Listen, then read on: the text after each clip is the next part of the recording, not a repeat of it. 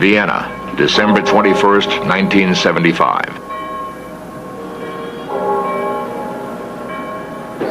The Organization of Oil Exporting Countries, OPEC, is meeting to once again raise the price of oil.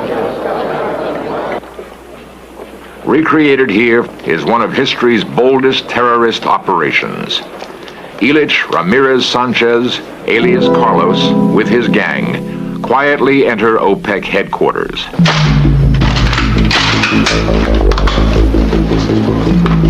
Their plan? Hold the powerful oil ministers hostage and kill the two most important members, the oil minister of Iran and of Saudi Arabia. Who is Carlos? How did he dare dictate terms to OPEC and become the most wanted man in the world?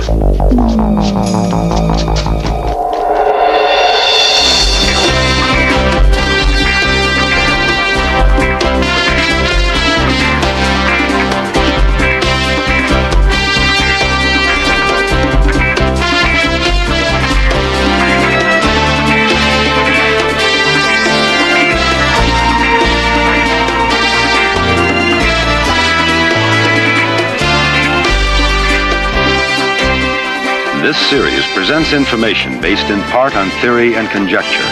The producer's purpose is to suggest some possible explanations, but not necessarily the only ones, to the mysteries we will examine. 4 days before Christmas, 1975, Vienna was quiet. It is Sunday. Guten Morgen, OPEC. Ja? Even so, members of OPEC are in conference at their headquarters. Hallo? A receptionist is on duty outside the conference room. Ja, bitte. Security? Only two aging Austrian policemen. After all, who would attack OPEC?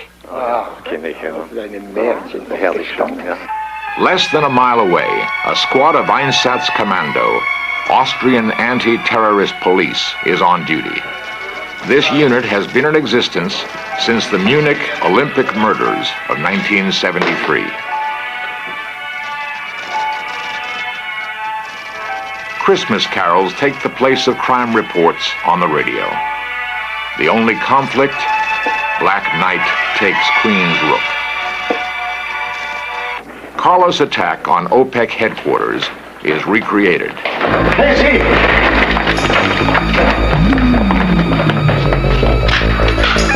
Where's the combined home?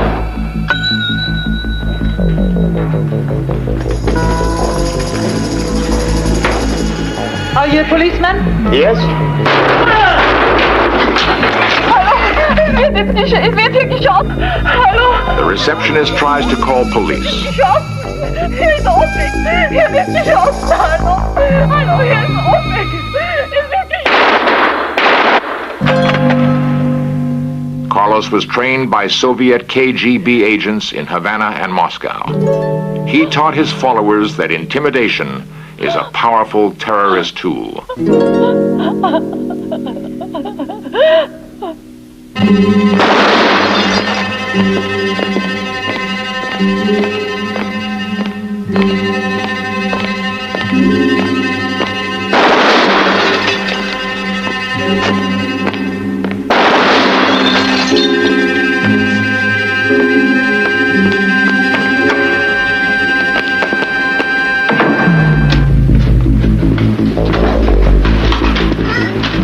One of the oil minister's bodyguards tries to disarm a female gang member.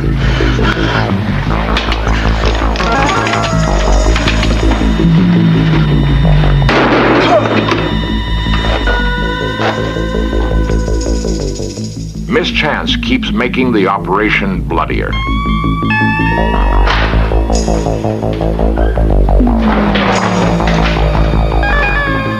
Had the OPEC official known how to work the firing mechanism of Carlos' machine gun, Carlos might now be dead.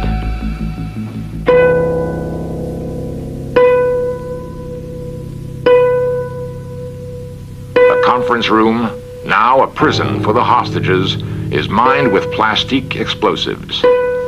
To further intimidate his captives, Carlos has ordered some charges be real, some be fake. But which terrified prisoner will risk his life to find out? Down! Get down! Everybody down!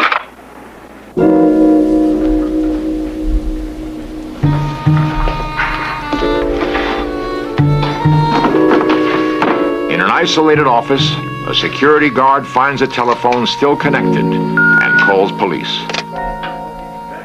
Opek, Überfall! Sie schießen mit Maschinenpistolen! Sie schießen mit Maschinenpistolen! Wie? Maschinenpistolen? Opek, ja, wir kommen, ja, ja. Dispatchers alert the Einsatzkommando. Anton 2, Sektor 1. Ja, wir kommen!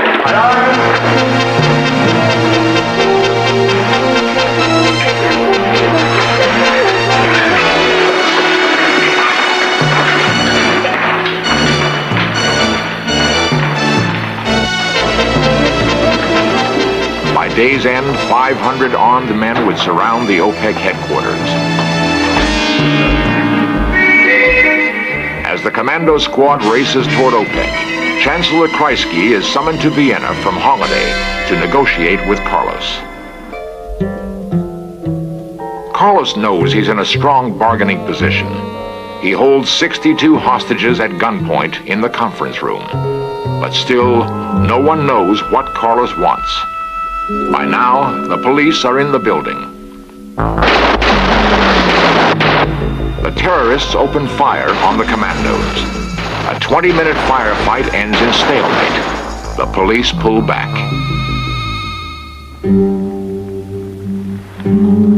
You. Not you, the blonde.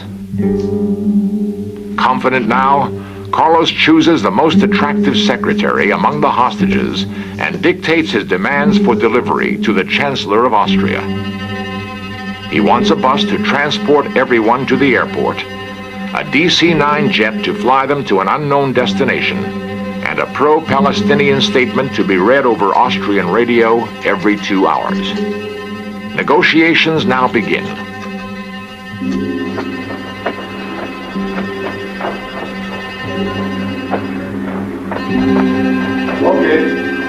An Iraqi diplomat acts as go-between for Carlos and Chancellor Kreisky. First, you agree to release all the Austrians. The go-between tells Carlos that Kreisky demands all Austrian citizens be released. Residents. I command here, not Kreisky, not anybody else. Me, Carlos, I give the orders. I decide who goes and who stays. Didn't you tell him who I am? I told him, you are Carlos, the famous Carlos. Flattered, his ego boosted, Carlos agrees to leave right, most of the hostages behind. I wasn't going to take them anyway. Throughout the operation, Carlos lost no opportunity to remind his hostages and the police that he was the same Carlos wanted throughout Europe for bombings, assassination attempts, and the cold-blooded killing of at least 6 men. Kreisky then gives in to Carlos' demands. Now, he has succeeded in bringing Austria and the mighty OPEC to their knees. At dawn the next day, Carlos leaves OPEC with 35 hostages.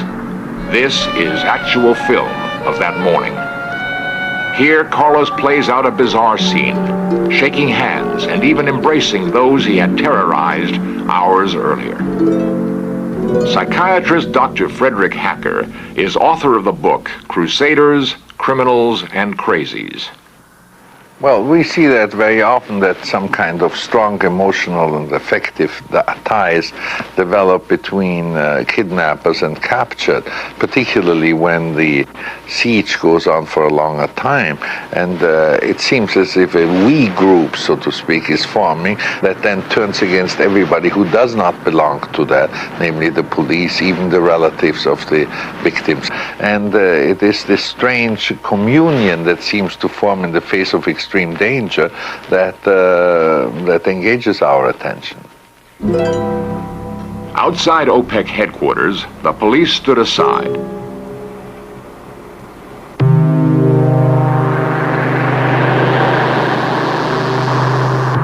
The bus bus left for the airport where the DC-9 was waiting.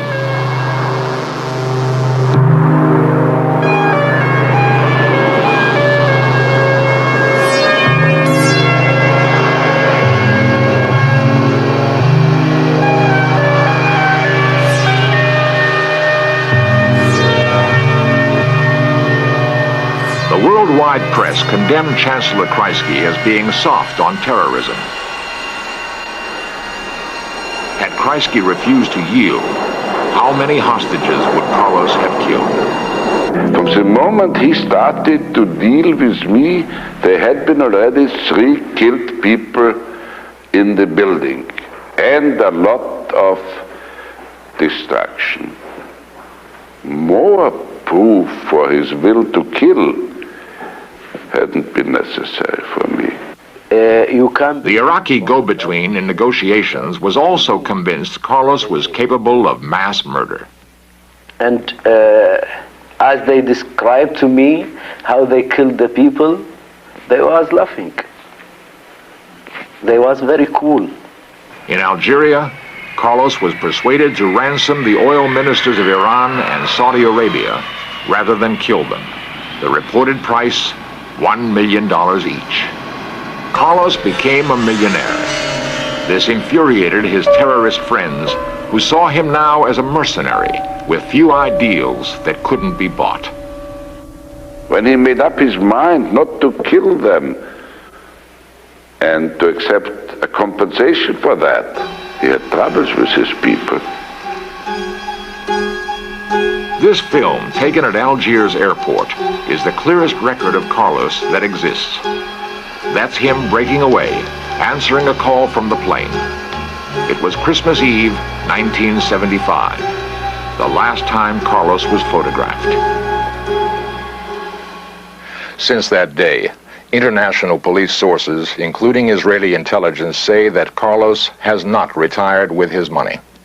On the contrary, it is believed that he took an active role in planning the hijacking of the Air France airliner to Entebbe, Uganda, and that he escaped death again because he was in Libya directing operations when the Israeli commandos saved the hostages. Since the OPEC operation, Interpol, studying pictures and handwriting, has linked Carlos to years of terrorist crimes in Europe. They positively identify him as Ilich Ramirez Sanchez, son of a wealthy Venezuelan lawyer. How did Ilich become Carlos, the most wanted man in the world?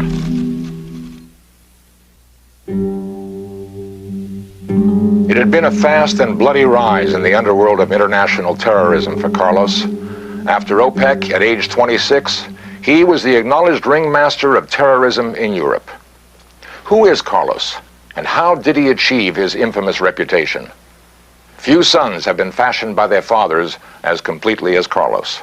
He grew up as the pampered son of a devout communist. In business affairs, however, Dr. Jose Sanchez is a capitalist, having made millions in real estate. He is now retired to the small village of San Cristobal in the Andes. This rare film of Dr. Sanchez was taken over his protest.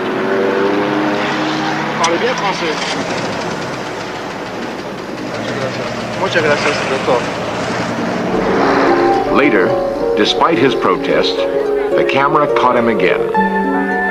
Dr. Sanchez now describes his son as the general of world terrorism, and the father completely supports his son's methods.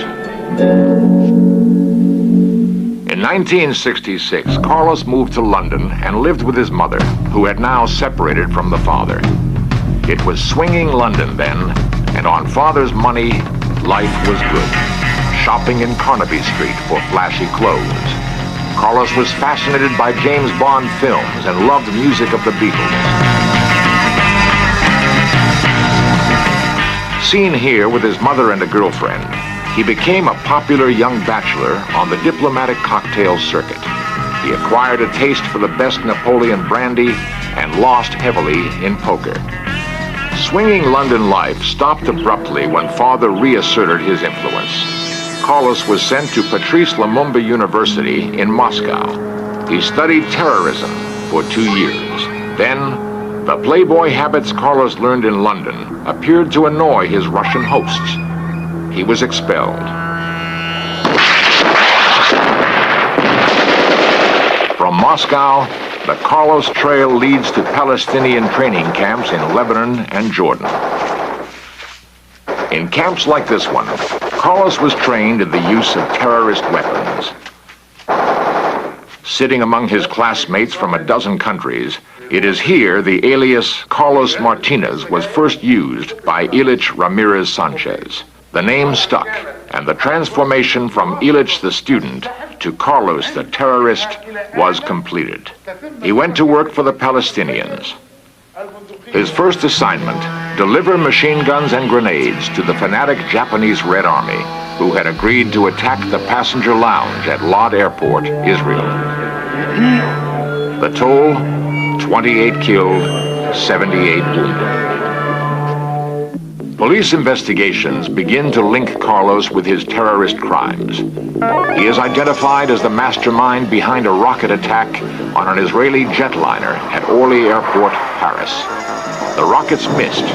The terrorists escaped. All Europe reacted by surrounding airports with troops and tanks, not seen here since the Second World War.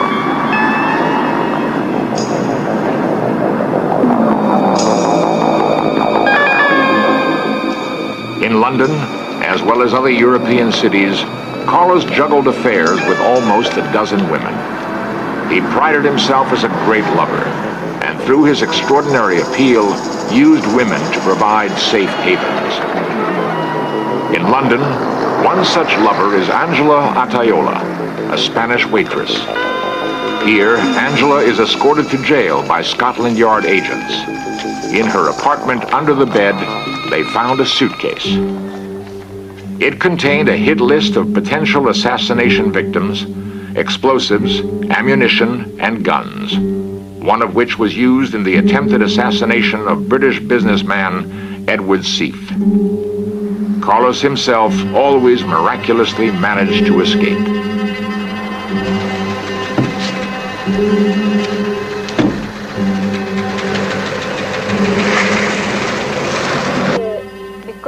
Another girlfriend was Nydia Taban. She was arrested, jailed for a year, and deported to South America. Used and discarded, women are left behind, caught in the police dragnet for Carlos. An hour's flight away, in Paris, a favorite girlfriend was Nancy Sanchez, a Venezuelan student. Carlos told Nancy he was a businessman.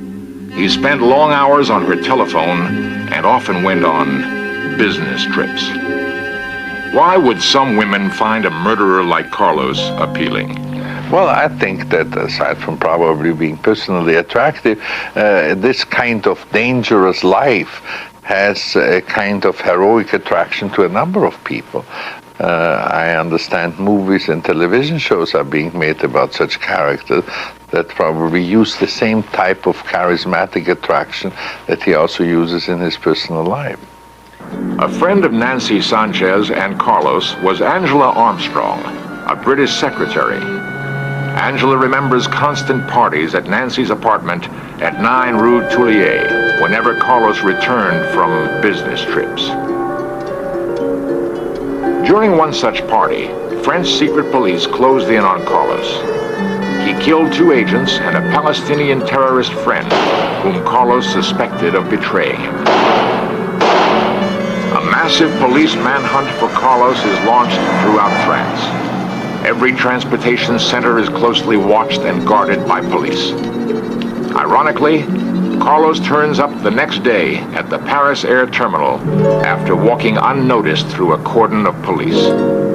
In the terminal, he encounters Angela Armstrong. He asked me, "Have you heard the news?" I hadn't heard anything. And then he said, "Well, I've killed 2 men. Dirty Arab betrayed me. I kill all those who betray me. And he went off. Well, he's not drunk. He seems quite sane. And I thought, my God, I'm going to be killed. I thought, I know him.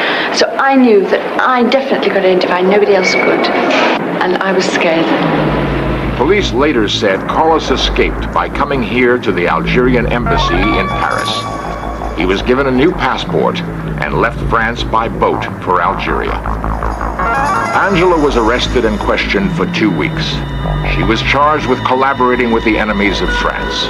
Her case is still untried, and she is under constant police surveillance. She is paying the price of knowing Carlos.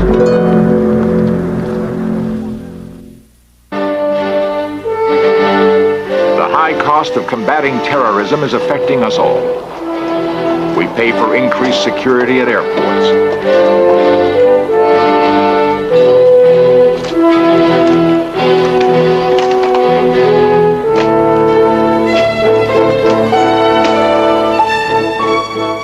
Highly trained specialists like these to deal with terrorists like Carlos. In France, for example, the Groupe d'Intervention de la Gendarmerie train constantly for the day they might be called upon to combat Carlos or his terrorist friends. Anti-terrorist squads are on round-the-clock alert, not only in France, but in the United States, Britain, West Germany, and Israel as well. They are constantly spending money to develop new weapons and tactics. To a man, they believe it is not a question of whether Carlos will strike again, but when, where, and how.